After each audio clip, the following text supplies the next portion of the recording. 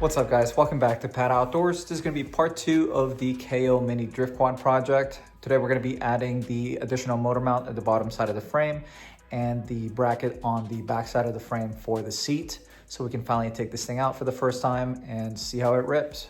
Just a quick recap in case you're new to this channel. This is my 2021 Kayo Predator 125 ATV that I picked up from Craigslist, not running, for $450. On the previous video, we stripped it down to bare frame and added the Electro & Co 28 kilowatt EMX kit, which is technically designed for dirt bikes. I actually used this on my Yamaha YC250 prior, but we're going with a different direction on that, and I think 28 kilowatts on a mini quad like this would be insane. We also lowered the quad a few inches by adding shorter and stiffer suspension all around and replaced the factory 18-19-inch tires with 15s all around. We just bench tested it with the 76 volt 11 kilowatt battery just to make sure that everything works, but we weren't able to take this thing out on the street because it's currently held on by 2 motor mounts at the moment, and I want to add another brace here at the bottom and make 2 additional brackets just because the QS138 makes a ton of torque, especially with this controller and at 28 kilowatts. The back of the seat also does not have a mount on there, so I just don't want this thing falling off when we're riding it. And this chain is also still a little bit loose, so we're gonna have to do something about that. If you wanna see this project from the start, make sure you watch the part 1 video, or if you're interested in checking out any of the parts that we're using for this project, I'll have the full build list in the description below. So I'm using this FRP mini bike seat, and I just had to make this bracket for the front, which leveled it out pretty good against the frame, but it doesn't have any sort of support back here. So if I put my weight on there, it'll just fold into the frame. So the idea is to add an additional brace that goes across over here to support the back of the seat. And then I can use the brackets over here to secure it against that, just to make sure that the seat's not gonna buckle in when we accelerate. The reason why I didn't do this the other day is I don't really know how to weld that well. It's actually pretty embarrassing, but I never claimed to be a fabricator. I was gonna have my buddy Tim do this, but it already started snowing outside and I'm trying to get this thing done ASAP. So I guess we're gonna learn today. But before I start welding on the quad itself, I'm gonna practice on this old mini bike frame that happens to be using the same material and same thickness as well. So that should help get the welder calibrated to the Kayo. I'm gonna wire brush some sections of the frame so we can do a bunch of passes and see if I can get the settings to the ballpark. I'm just using this Arc Captain MiG 145 Pro. It is a flux core welder that's not using gas, so the welds are not gonna look pretty, just to let you know ahead of time.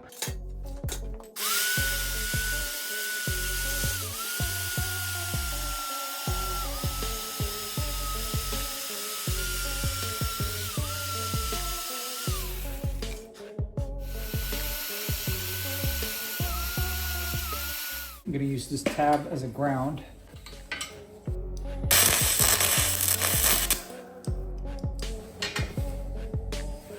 Whoop. I already tripped the breaker at my house. That really sucks because I only had the welder set to 65 amps, which is not much at all. So we might have to wait for a fabricator. You know what, I'm gonna try turning down the welder to 60 amps and heating up the metal ahead of time.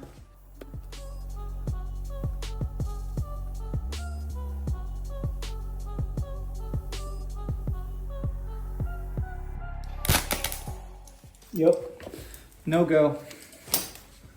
It really sucks that we moved into this house like 7 months ago and I haven't tried welding at all since we moved out of our apartment. And that welder never tripped the breaker in my apartment garage. So I'm gonna have to figure something out long term.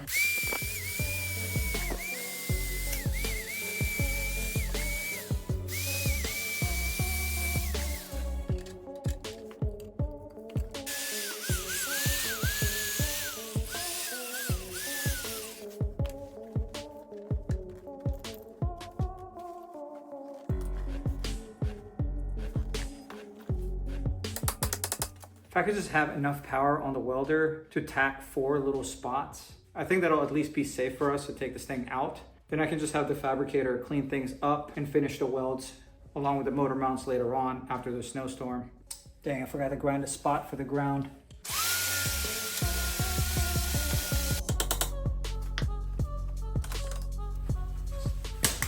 I just need this to not trip the breaker for like 2 seconds.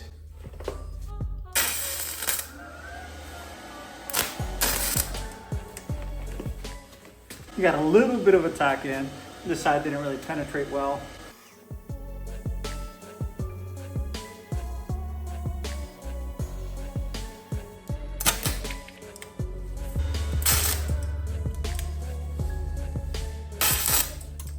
Well, I've tripped the breaker like 7 times already, so I think this is all that we're gonna get. It is far from being pretty, but it got some penetration on both sides. It's not gonna go anywhere. As you can see, I can move the whole ATV with it. That should be good enough to at least hold the seat on. All right, now that we at least know that the seat won't cave in, neither will it come off, I can finally move on to other things. Since we're probably gonna be riding at night, we might as well throw on some sort of headlight.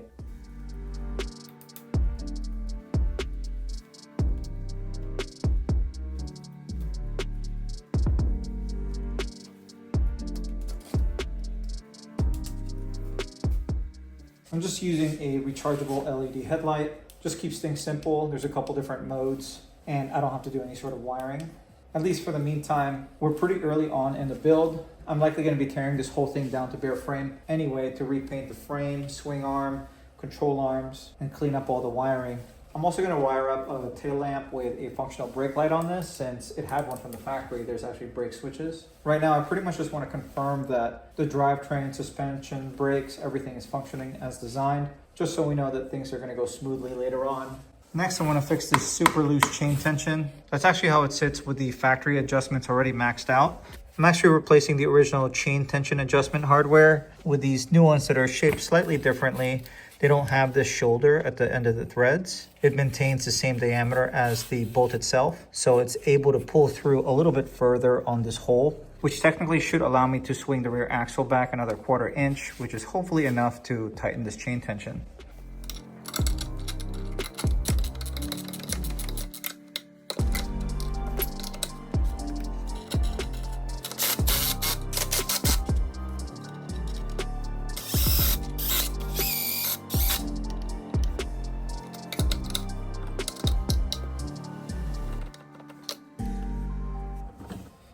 Yeah, that chain tension is a lot better. Now this is the battery that we're planning on using on this quad. This is a 72 volt, 40 amp hour lithium battery packed by Amorch. It's got a peak output of 350 amps. I think it's like 240, 250 continuous. It's what I used on my big YZ250, but I'm actually gonna go 96 volts with that bike. I still need to create a battery tray for it that will physically bolt onto the frame, but I'm temporarily just gonna strap it on with a couple of Velcro straps just to keep it in place while we take it around the block. I'm not gonna be riding it around for too long today anyway, since we are still missing the front motor mount for the QS. I'm only riding on the 2 back ones, which should be enough as long as I'm on the lowest power setting and I'm very easy with the throttle. I just wanna make sure that everything is functioning correctly and how this thing handles in the snow, especially with these little turf tires. I'm gonna start off running the back ones at 15 and front ones at 10 PSI. Before that, we got to throw on the matching battery connector. Since this battery is using a QS8 connector, we're going to have to install the matching one on the controller side.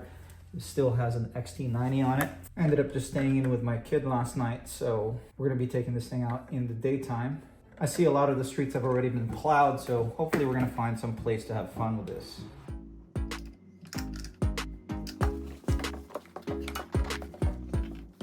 Again, we're gonna come back and do a battery tray for this. This is just for testing.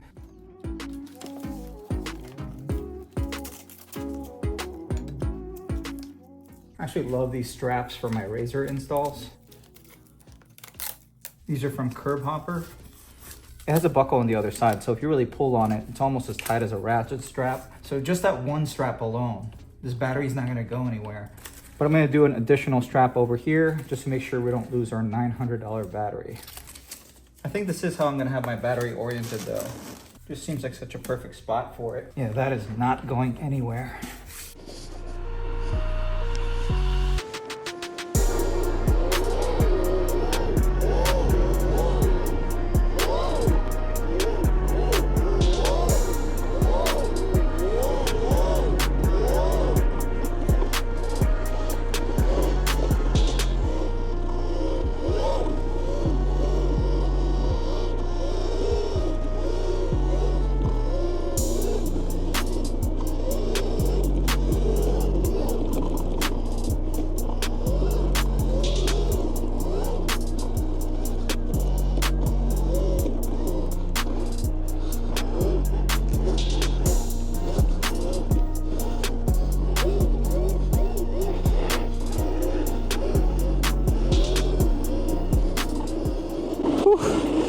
This thing is fucking awesome. All right, the main limiting factor is 100% traction right now. I might have to drop the tire pressures all around some more. And I think I might have to tow out the suspension. It feels like the front end is pulling one way or the other, depending on the curve of the road. Both my front wheels look like they're slightly tilted inward, so we're definitely gonna have to make an adjustment on the toe alignment up front. All right, it is 12 degrees out here in Virginia, but gotta mess around a little bit, make sure this thing works.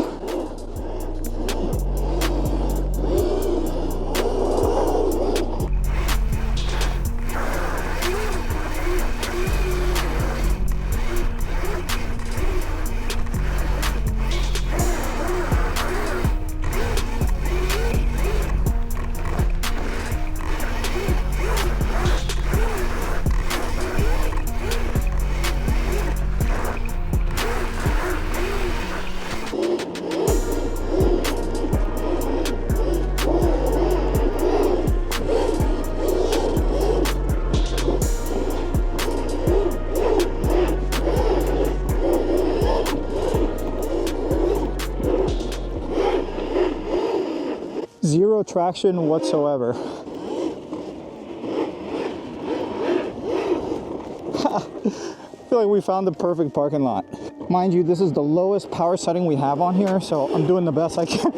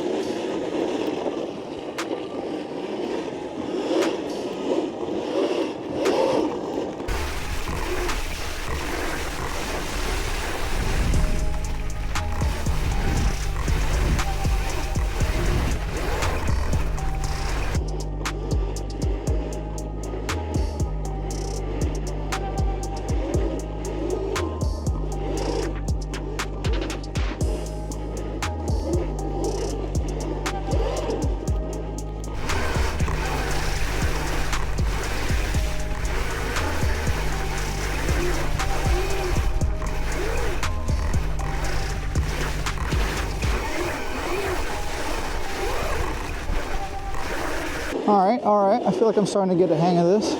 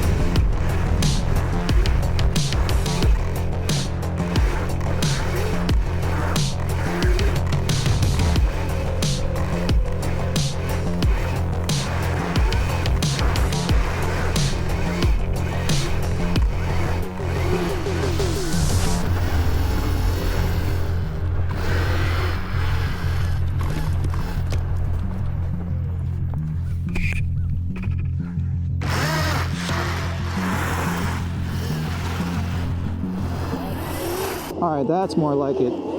I find it a lot easier to control the quad in the snow rather than the ice.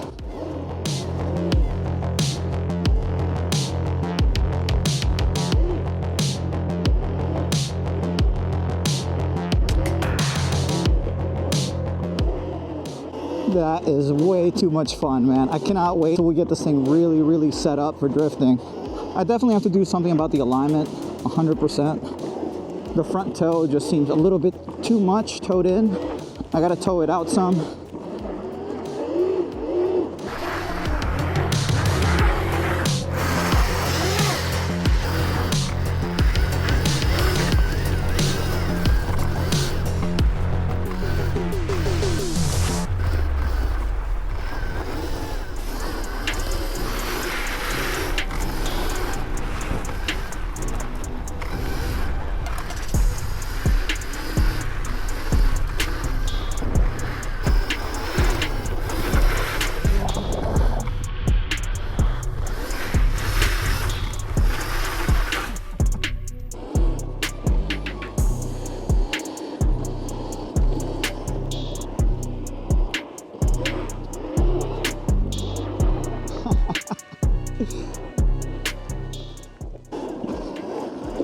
All right, guys, well, I am freezing. It is 12 degrees out here, and I gotta get this thing back home so we can start working on this battery tray.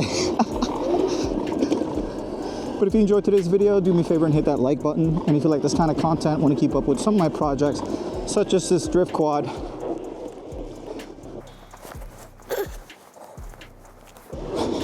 like I was saying, if you like this kind of content, want to keep up with some of my projects, such as this drift quad, make sure you subscribe to this channel and turn your bell notification on. But this is going to be it for today.